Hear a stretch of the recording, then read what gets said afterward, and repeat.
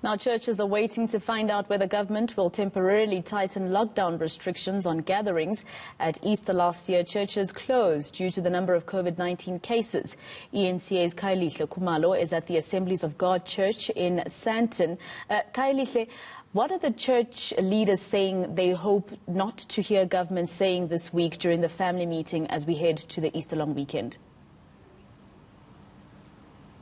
So precisely, Masego, the message is most of the churches are keen to comply. So just like this church, they have their own norms and standards that they've put in place to make sure that they break the chains of transmission with regards to COVID-19. So a lot of them really are waiting keenly for that announcement from the President, and there has been a lot of consultations where the churches have been talking to the government and hoping that, of course, the government will rule in their favour in terms of making sure that in terms of the numbers of people coming through, the number is just slightly adjusted so that they can accommodate more people. But of course, they're very cautious not to allow these gatherings be the super spreader events, but also most important, we know that the Easter period is very close to the hearts of the Christians across the world. But let me speak to some congregants who are looking forward to that period. So thank you so much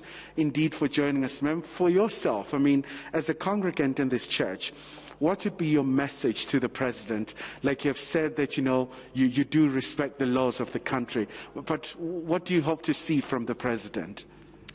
Thank you so much, Khaya. This is Dr. Papu Zamkaka speaking, a congregant at Sandton Assemblies of God.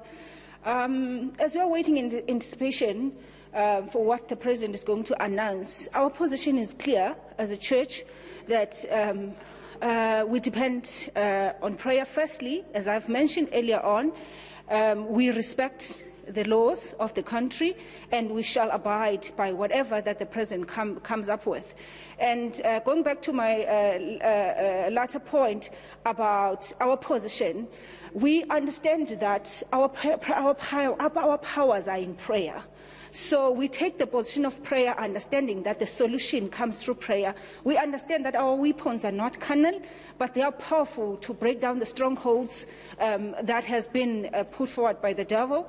And therefore, our position is that we are trusting, as we are standing and staying in prayer throughout this period, we are trusting our Father in heaven to take care and to eradicate this disease that has ravished the whole world. So for us, it's not a matter of just awaiting for the President to speak, or it's not a matter of trying to influence what the President will speak, but we are speaking, we are consulting with the heavens, that the heavens should intervene. The heavens should deal with the core matter, because we'll be missing the point if we are focusing on trying to influence what to come out of the President. Rather, let us influence through our prayer the positive outcome that we want to see of the situation that we are at, so that we can live freely. And as I said earlier on, we will respect whatever the President that will come up with. We are praying not only for us, but also for our leaders, that even the decisions that they are making, they are influenced by the one who knows better than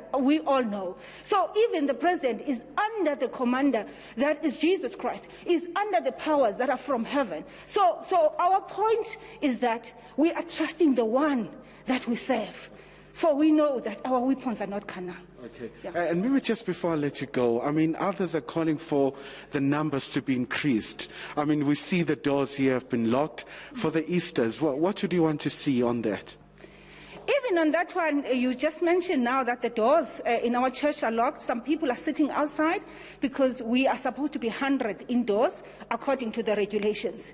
If it comes to that position that by the time that it is Easter we're still having 100 or even lesser, we'll comply with that, understanding that church continues. Church is not only in the buildings, but we do appreciate and we understand the value of fellowship. Yes, it is within our best interest that we see ourselves fellowship worshipping, but if the situation, having been consulted with the heavens, so we understand only one thing, that the answer that is going to come is the answer that is being influenced by the same person that we serve. So we will be compliant, and we will do exactly what we've done now. You saw outside, people are sitting outside because the doors are locked, and because we have reached the maximum capacity, which is 100, and we shall not go beyond that. But the most important message that I want to put across, as born-again Christians, we are saying we are consulting with the heavens, because it's not about dealing with the symptoms, but it's all about dealing with the issue at hand. And the one who's able to deal with the issue at hand is the one that we serve, and we trust him fully that he will come through for us. Okay, thank you so much indeed. Yeah. Thank you so much indeed, Doctor, for your time. Let's just quickly bring another congregant. Just bear with us, Masego, just to get your view. As a young person, what do you hope to see when it comes to the Easters? Hi, Masego. My name is Ngobile, and I'm representing the Youth Set Apart Movement for Sandton AOG. What we wish to see as the Easter are approaching, it's for young people to still be able to serve the God that they believe in. For young people to serve God while still keeping safely and adhering to the laws and the regulations that the government has put at hand. We love Christ. He has done so much for us, and we know that the Easter holiday is one of the key precepts of what Christianity is about. But at the same time, we are young people who understand and know the importance of having to respect those who are in authority.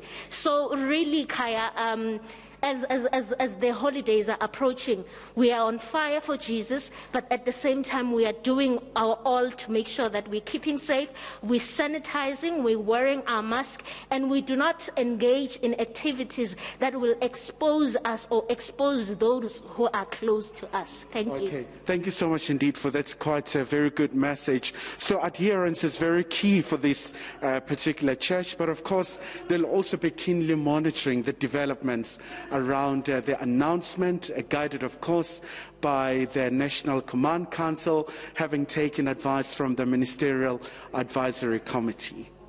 All right, thank you very much. Khayelihle Khumalo out for us in Sandton.